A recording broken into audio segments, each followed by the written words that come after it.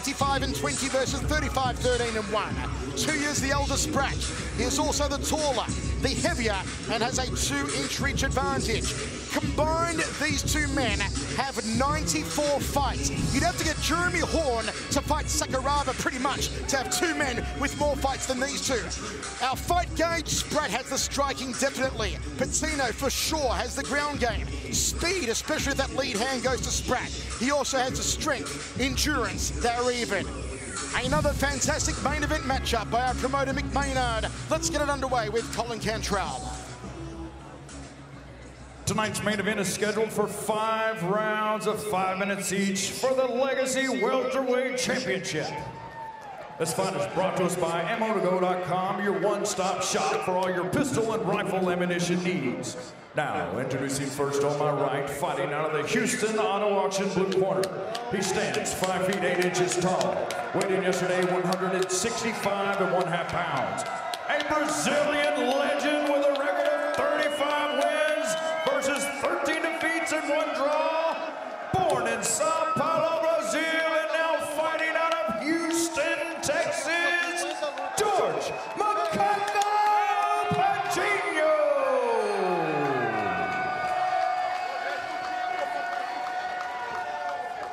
And across the cage on my left, fighting out of the ammo2go.com red corner. He stands 5 feet 9 inches tall, weighed at 170 pounds. A seasoned veteran with a record of 25 wins versus 20 defeats. Fighting out of San Antonio, Texas, Pete, the Secret Weapon, Spratt. Your referee to give final instructions, Jacob Montalvo. Let's go, gentlemen. Let's go, gentlemen, to the middle. All right, this is the main event. We will have a good, clean fight. I expect you to protect yourself at all times and follow my commands at all times. Just touch them up. Back up. Two veterans in the cage. Pete Spratt has been around forever and a day. Remember back at UFC 42 when he stopped Robbie Lawler. Fighter, are you ready? It's still the fight that everyone brings up when they meet him. Fight. And here we go. Michael Chavello, Frank Trigg with you. Our main event of Legacy Fighting Championships number 8. Look out for the lead left hand of Spratt, the one that knocked out Flores in just 25 seconds last time out here in July. Spratt, fantastic kickboxer back in the day as well. I remember when he knocked down Mike Zambides in Melbourne many moons ago. Patino will charge him with an overhand right, try and lock up. Spratt, Gracie style, get a takedown and work for a submission. Spratt will try and keep it on its feet for as long as he can. Spratt does hold a black belt in American Kempo, a purple belt in Brazilian Jiu-Jitsu under Rodrigo Pinheiro. And really for everything that Patino does, his best attribute is the fact that he is able to jump in on you from any angle and from any position, grab a hold of you and get you to the ground. That's his best thing, not a submission game, not a striking game, but actually his really unorthodox style of wrestling game is his best position. While it's on its feet here, look for Patino to throw a head kick.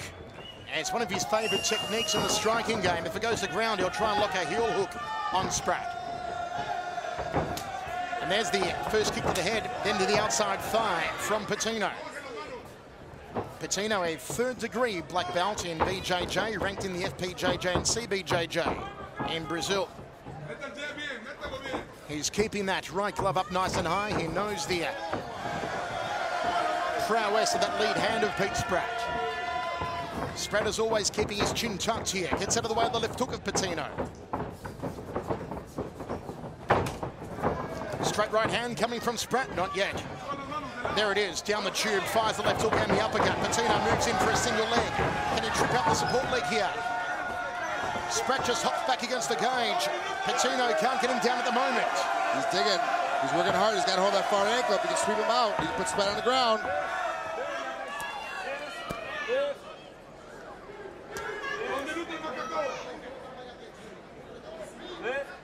Most fans picking Pete Spratt to win via knockout here tonight. Patino's got Cyborg in his corner. The male version, not the female version. Is in his corner helping him out, and you can hear, actually his voice, you can hear him yelling. Same direction, yes! Turn the corner, get out! Nice knee to the midsection from Spratt, and Patino is cut here early on over the right eye. It looks like just inside the bridge of the nose. Jab from Spratt, and you know Spratt's a nasty fighter. You know he's going to try and open up that cut now.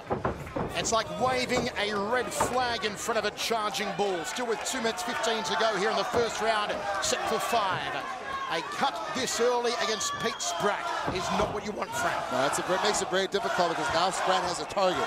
Wherever there's blood, where that blood is leaking from, he's going to be aiming for it the whole time. And it makes it very difficult to try to cover it up because every time you drop your hands just a little bit, he's got pinpoint accuracy. He's going to snap right on top of it. Spratt, who said earlier he would love to be the oldest fighter to return to the UFC at 40 years old. We saw Antonio McKee make his unsuccessful UFC debut at, what was it, about 43, Frank, officially? That's Though some suggest that McKee is a lot older than that. He's older than Couture, so whatever that is. Uppercut there off the right hand from Spratt. Oh, throws the right hook. Patino dropping his lead hand. Spratt goes to the upper right rib cage. In control in the stand-up is Pete Spratt, fighting southpaw here. High right round from Patino. Oh, Spratt just Thai-style round kick. Pivots on the lead foot and careers it into the rib cage. And thud just reverberating around this arena. Has played host to a lot of great music stars over the years. The posters are signed along the Walk of Fame outside. They'll have one hanging up of Pete Spratt if he can knock out Patino here tonight. Patino, though, playing it patiently at the moment, hoping Spratt will make a mistake where he can capitalize and get Spratt down on his back. Yeah, it's weird the way, you know, Pete's kicked him twice in the stomach, hit him a couple times in the head, and you saw from the cut forward how much slower Patino's gotten. I don't know if he's just worried about the cut, worried about his own body, or if the leg kicks are taking a lot out of him, but he has completely stopped moving forward as much as he was. No explosion now at all. He's just kind of standing around and taking the, yes, being patient, but almost like scared patience. The 40-year-old Pete Spratt, who first began martial arts as a means to stay in shape during the off-season playing football at Southeastern Oklahoma State University, is in control and looking super fit here after the first round. Those kicks that Patino blocked hurt his arms. You saw him as he was walking off to his corner. He's looking down at his forearms because he got kicked so many times, even though he was blocking them. It bothered his arms pretty bad, so he's in a position now where his arms are going to start to fail him because now he's going to start pulling him out of the way of the kicks because he didn't want to get his arms hurt anymore. He's going to end up getting knocked out. Great big punch. You see how Pete's got it lined up. He's got that right hand. And Patino puts himself against the cage and then drops his hands, he dips, and catches that left-handed uppercut right on the chin. I believe that's where the cut started.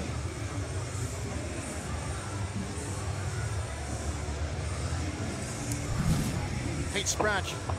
Can we wipe that? Yeah. George Patino. Spratt, an amazing athlete. He still holds many high school athletic records. Out. And a no-brainer, 10-9 in the first round on Frank's fight card for Pete Spratt. Time. Just wiping down the corner here of Patino.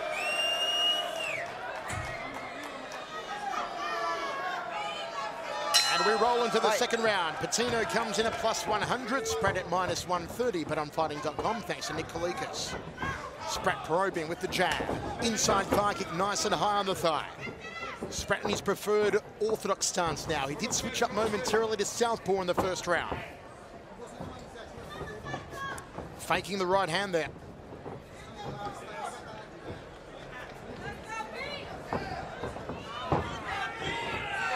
Spratt maybe setting the right hand down the tube here. Lazy front kick there from Patino. It's a snaking lead hand from Spratt.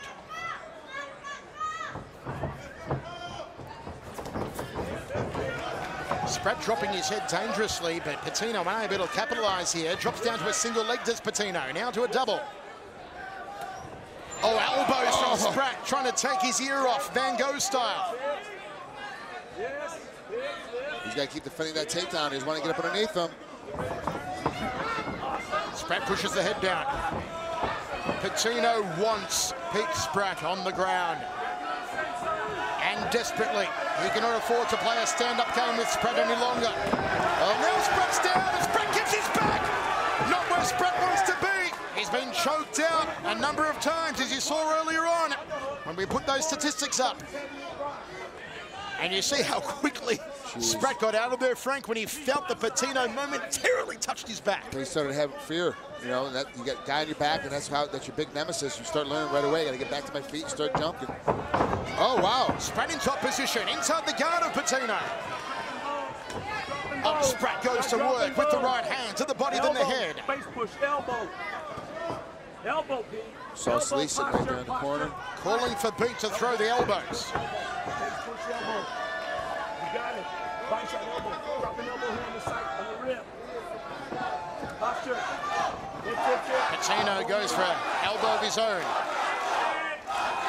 The chants go up for Makako. And Spratt says, get your ass up. Let's do this standing.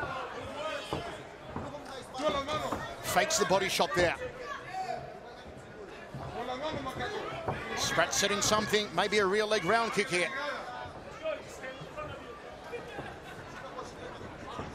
Sure, gentlemen, let's work. Patino is flat-footed, and Spratt dipped down to the liver, then sort of brought it up to the bicep area. Maybe should have committed to the liver punch. But Patino just so flat-footed in the stand-up. Flat-footed and not even attempting any kind of motion at all. Not head motion, foot motion, not even a hip motion. He's just standing still. Time. And taking a beating at this point. Maybe a thumb to the eye there of Pete Spratt. And right. It's very dangerous with Patino being so flat-footed, particularly because the hand speed of Spratt is phenomenal. Just watch the fingers. If you're flat-footed, you don't have enough reactionary time. He's got to be up on the balls of his feet and constantly moving. Don't remain a stagnant target in front of Spratt. And look at Spratt. Plenty of head movement. Fires out a deep kick. Oh. Patino throws an uppercut, almost took out the ring lights. Lays a leg kick from Patino. A little bit all over the place here, George Patino. Left hook, right cross, 3-2 combination from Spratt. Look at him faking. He's trying to get Patino to commit here. And Patino just slipping under his own volition.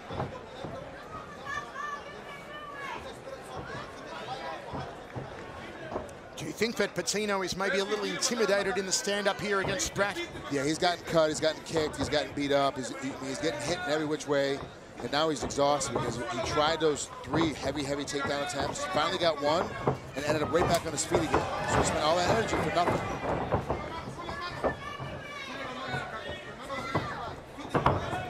Oh, the high kick from Spratt, the right hand, here he comes! Pete Spratt, more combinations than a bank safe here in the second. And Patino just circles into that right hand, dangerously so. Spratt's got to be careful also, though, not to drop his own hands, keep tapping the chin. He can't get overconfident. Now it's good to see Patino moving. Spratt sticks the jab in the face. Good evasion, just tucks underneath the hook. Spratt fighting southpaw now.